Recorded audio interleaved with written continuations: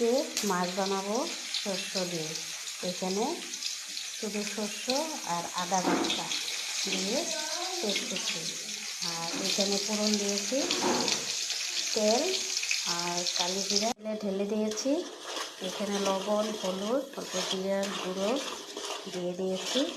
এখন অল্প এখানে কাঁচা তেল দিয়ে দিব।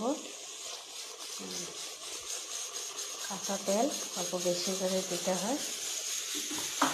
দিয়ে দিয়েছি, এটা বেশি ভাজবো না।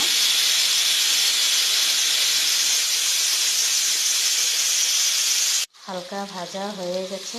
এখন এখানে অল্প জল দিয়ে দিয়েছি। জল দিয়ে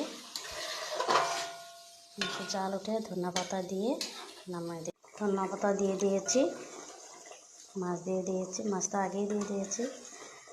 জাল হয়ে গেছে। এটা বেশি পাতলায় রাখবো, শিকারা করবো। হয়ে গিয়েছে, নামাই দিয়েছি।